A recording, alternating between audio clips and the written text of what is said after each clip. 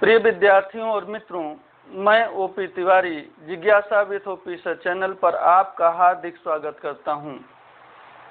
मित्रों, मैंने स्वर और स्वर के भेद के बारे में आपको बताया था पिछली वीडियो में। कल तक 4 भेद हो चुके थे 4 आधार पर, तो उसमें से देखिए क्या क्या हो गया है। पहला हम आपको बताए थे उच्चारण या मात्रा काल के आधार पर स्वरों के भेद। तो स्वर के भेद में उच्चारण या मात्रा काल के आधार पर कितने होते हैं? 3 हम बता चुके हैं। और ओष्ठ के आधार पर स्वर के भेद कितने हैं? 2। ध्यान से देखिए, कुछ लोग कंफ्यूज हैं या सोचते होंगे कि हमने ओष्ठ शब्द लिखा है, और कुछ लोग सोचते होंगे ओष्ठ। देखिए, शब्द दोनों सही है लेकिन प्रयोग अलग अलग होता है। ध्यान से देखिए, ओष्ठ शब्द का यहाँ प्रयोग नहीं होगा। हमने लिखा है ओष्ठ के आधार पर स्वर के भेद।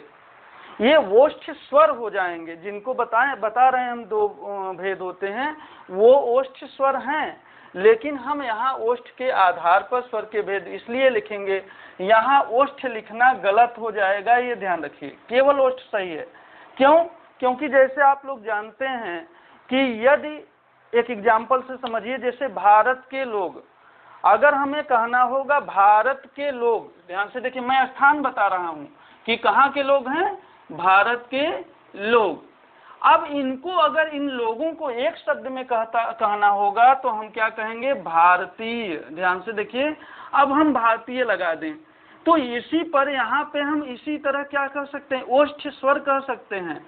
हम ओष्ठ स्वर कह सकते हैं, ये तो हम बना सकते हैं। लेकिन ध्यान से देखिए, यहाँ अगर मुझे कहना होगा तो ओष्ठ के आधार पर स्वर के भेद, तो ओष्ठ ही कहना होगा। ओष्ठ यानी जब स्थान का नाम बताना हो तो स्थान क्या है? ओष्ठ है, न कि ओष्ठ है। ध्यान से देखिए, ओष्ठ तो स्वर होंगे। जैसे हमने यहाँ कहा ओष्ठ स्वर, यानी भारतीय। जैसे भारत के लोग, जब स्थान का नाम बताना होगा तब भारतीय के लोग नहीं कहना होगा, गलत हो जाएगा मान्यवर। ध्यान से देखिएगा, आप समझिएगा, यहाँ ओष्ठ होगा न कि ओष्ठ होगा, इसलिए कंफ्यूजन में मत रहिएगा कि हमने गलत लिखा है।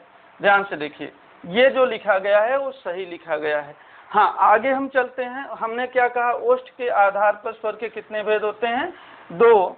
जीभ या जिह्वा की आधार क्रियाशीलता के आधार पर स्वर के कितने भेद? 3 बता चुका हूँ। पिछली क्लास में जाकर के ये चारों भेद जो पढ़ाया गया है जाके देख लीजिएगा, पिछले वीडियो में दिया हुआ है। मुखाकृति के आधार पर स्वर के कितने भेद होते हैं? कुल 4 होते हैं। आज मैं बात करूंगा अनुनासिकता के आधार पर स्वर के कितने भेद होते हैं, और अनुनासिकता के आधार पर कितने होते हैं? 2 होते हैं। तो चलिए चलते हैं अनुनासिकता के आधार पर स्वरों के भेद। हाँ तो मित्रों, चलिए चलते हैं हम अनुनासिकता के आधार पर स्वर के भेद। तो देखिए कितने होते हैं। मुख्य रूप से 2 भेद होते हैं, और वो कौन कौन से हैं? ध्यान से देखिएगा। पहला भेद हो जाएगा अनुनासिक स्वर। ध्यान से देखिए, अनुनासिक स्वर। और दूसरा हो जाएगा, ध्यान से देखिए मित्रों, निरनुनासिक। निरनुनासिक।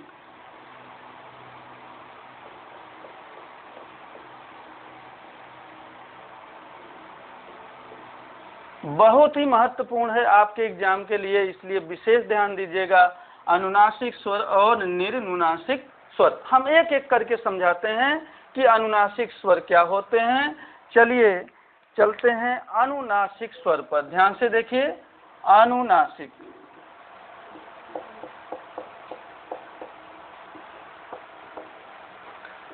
अच्छा, अब बताइए अनुनासिक स्वर कितने लोग जानते होंगे? चलिए कमेंट में बताइएगा।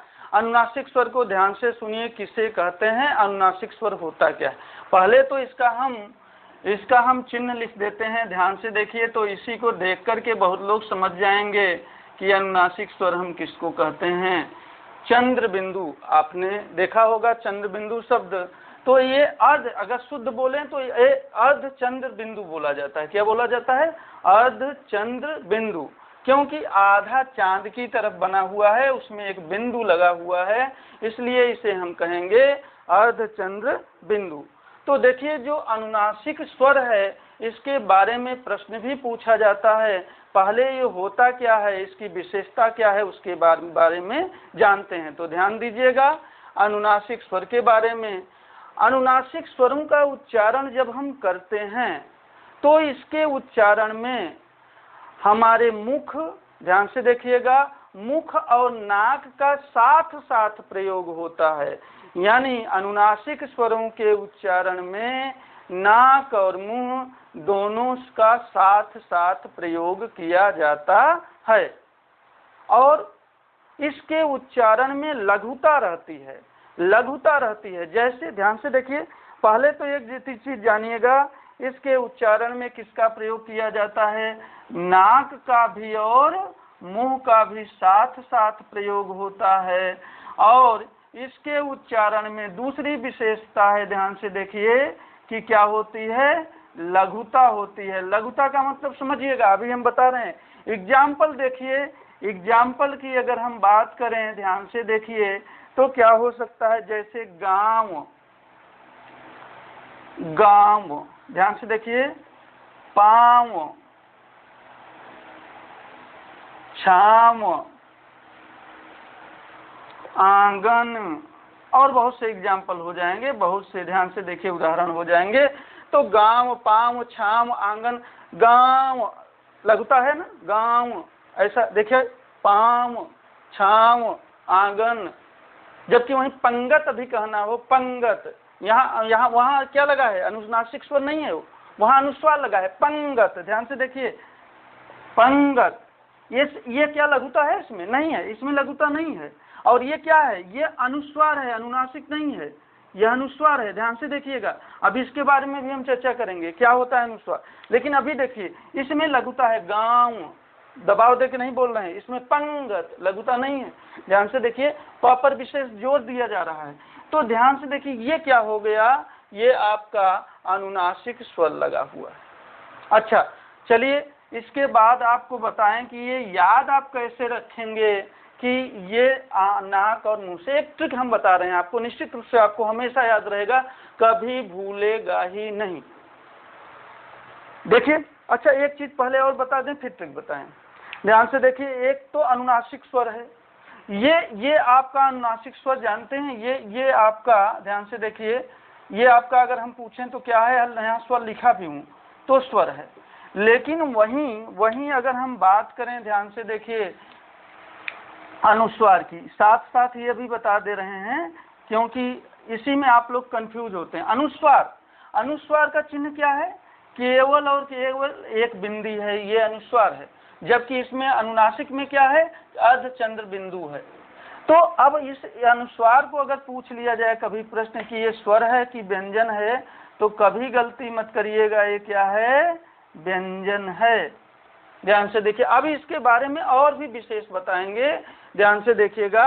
अभी आप ये जानिए कि ये क्या है, ये व्यंजन है। जबकि अनुनासिक स्वर किस में गिना जाता है, स्वर में गिना जाता है। तो हम चलिए चलते हैं, अब इसको याद कैसे रखेंगे, इसके प्रयोग में ध्यान से देखिए, ये जो बिंदु बना है, इसको अगर हम नाक समझ लें, नाक, ये बिंदु यानी छोटा सा बिंदी दिया गया है, ये नाक हो गया। और देखिए, ये जो आकृति बनी हुई अर्धचंद्र का ये मुंह की तरह बना है कि नहीं बना है, तो मुंह, यानी इसके उच्चारण में, अनुनासिक स्वर के उच्चारण में नाक और मुंह दोनों का साथ साथ प्रयोग होता है। जबकि अच्छा, इसमें बताइए क्या बना है, इसमें केवल और केवल एक ठो बिंदी बना है, और बिंदी को मैंने क्या कहा है, नाक, तो ये हो गया नाक। इसका मतलब क्या है कि अनुस्वार स्वर के उच्चारण में केवल और केवल, अनुस्वार स्वर नहीं, सॉरी, अनुस्वार व्यंजन, अनुस्वार व्यंजन के उच्चारण में केवल और केवल नाक का प्रयोग किया जाता है। इसमें मुंह का प्रयोग नहीं होगा, बल्कि क्या होगा, नाक का प्रयोग होगा। तो आप इसको समझ रहे होंगे। हमने एग्जाम्पल, इसके एग्जाम्पल की बात करें, ध्यान से देखिए क्या होगा। जैसे कि अगर हम कहें पंगत, या हम कहें पंगा, या हम कहें चंदा, है ना, बहुत से शब्द हैं। तो कहने का मतलब ये क्या हुआ, यहाँ पे क्या लगा हुआ है, अनुस्वार।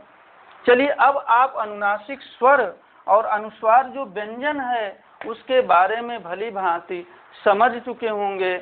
हम अब इस थोड़ा सा इसमें कुछ और आपको समझाना है, ध्यान से देखिएगा।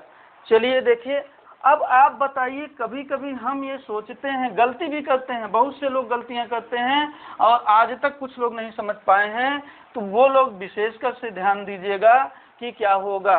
जैसे जब हमें अगर स्वरों पर अनुनासिक स्वर लगाना हुआ तो हम कैसे लगाते हैं, चलिए देखते हैं एक बार। पहले हम सभी स्वर लिख लें। देखिए हमने लिखा अ, आ, ई, उ, री, ए, ऐ, ओ और औ।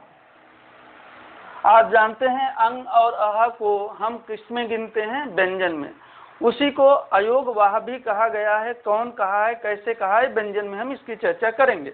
अभी इतना देखते हैं कि बताइए, जब अ, आ, ई, उ, री, ए, ऐ, ओ, औ की बात की जाए और कहा जाए कि इन स्वरों में मुझे अनुनासिक स्वर का चिन्ह लगाना है, तो बताइए इनका चिन्ह या साइन कैसे लगाएंगे। चलिए देखते हैं।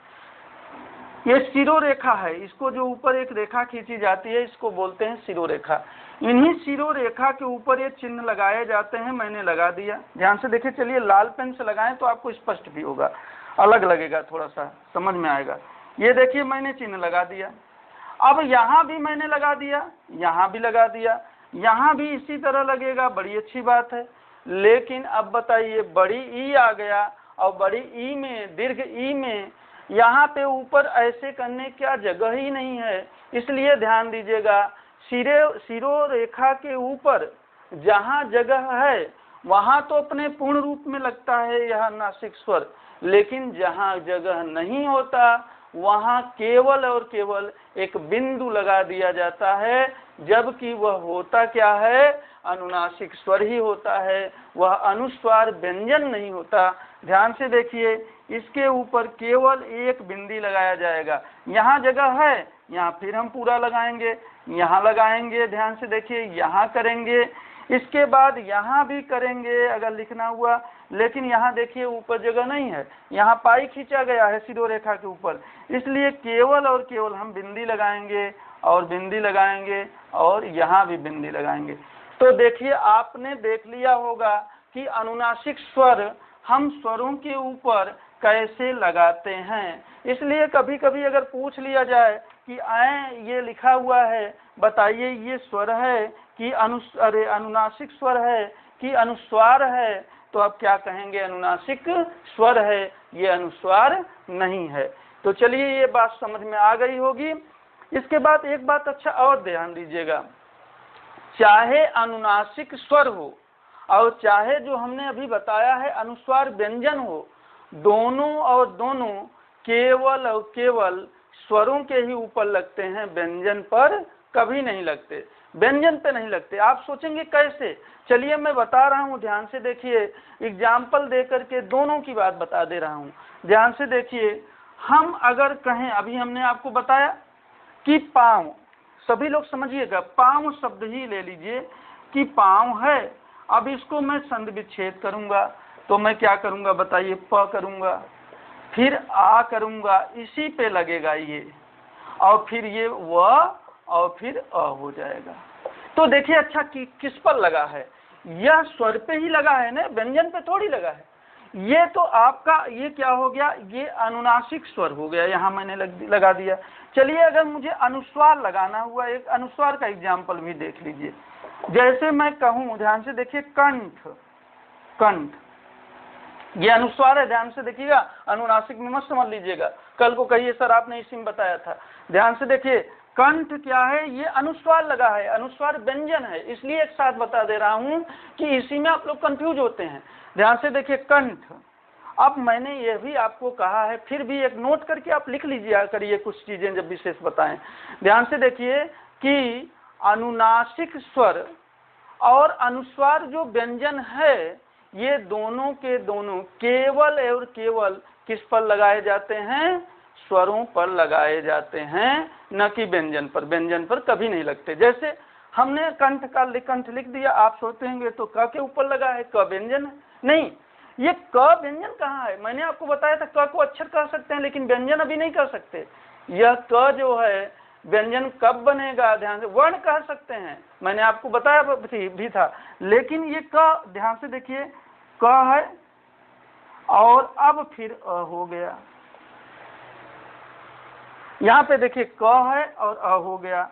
अब इस पर लगेगा और फिर हो जाएगा ठ और फिर, यानी इस पूरे क को मैंने यहाँ बताया था, एक बार फिर याद कराऊंगा कि क का अगर छंद विच्छेद करेंगे तो क धन अ हो जाएगा। इसको हम अक्षर कह सकते हैं, इसको अक्षर कहेंगे, वर्ण कभी नहीं कहेंगे, ध्यान रखिएगा। जबकि ये जो है इसको हम वर्ण कहेंगे, इसको भी वर्ण कहेंगे। और ये कौन सा वर्ण है अगर पूछा जाए तो ये स्वर वर्ण है, स्वर वर्ण है। और ये कौन सा वर्ण है अगर पूछा जाए तो हम कहेंगे व्यंजन वर्ण है। लेकिन इसको हम अक्षर कहेंगे, इसको हम, ध्यान से देखिए, इसको वर्ण नहीं कह सकते हैं, जबकि वर्ण को हम अक्षर कह सकते हैं। मैंने कहा था सभी वर्ण, जितने वर्ण हैं उनको अक्षर कहा जा सकता है, लेकिन सभी अक्षर को वर्ण नहीं कहा जा सकता है। तो ध्यान से देखिए, ये कहाँ पे लगा? अ पे लगा, यानी स्वर के ऊपर लगा है। तो चलिए हम आगे चलते हैं।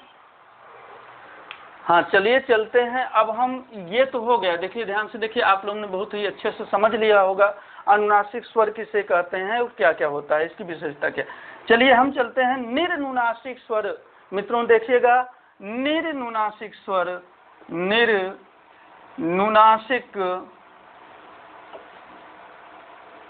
स्वर, स्वर। अच्छा, ये निर्नुनासिक स्वर क्या होते हैं, इसके व्यास में ध्यान से सुनिए।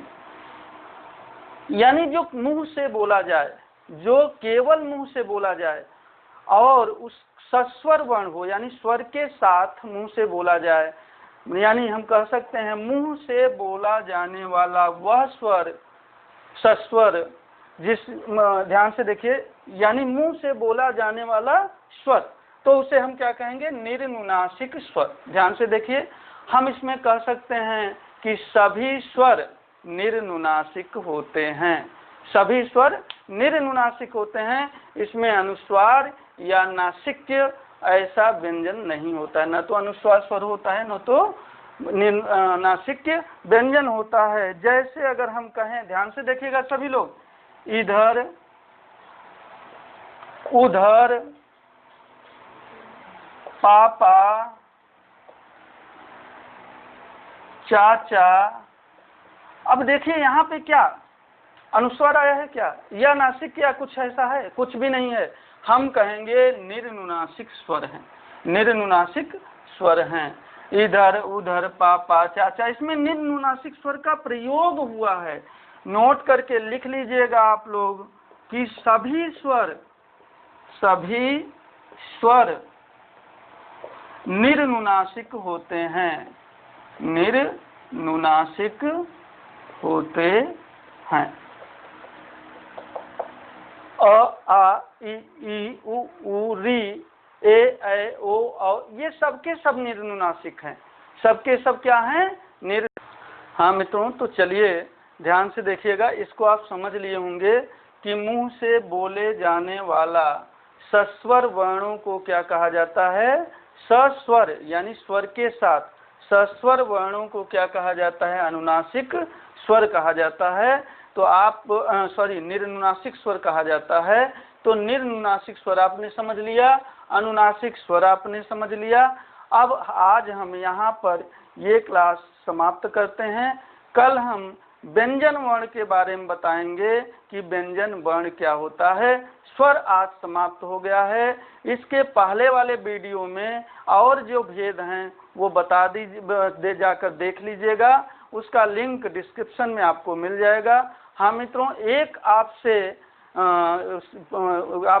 गुजारिश होगी कि आप निश्चित रूप से इस चैनल को ज़्यादा से ज़्यादा शेयर करिए, वीडियो को ज़्यादा से ज़्यादा शेयर करिए, अपने दोस्तों के पास शेयर करिए और जिनके पास आप समझ सकते हैं उनके पास शेयर करिए, जिससे ज़्यादा से ज़्यादा लोग जुड़ें, ज़्यादा से ज़्यादा लोग वीडियो को देख पाएँ और ज़्यादा से ज़्यादा इसका लाभ उठा पाएँ। जितने ज़्यादा लोग लाभ उठाएंगे उतना ही मुझे खुशी मिलेगा कि हमारा मेहनत सफल है और आप भी इसमें भागीदारी बन रहे हैं हमारी सफलता में। धन्यवाद।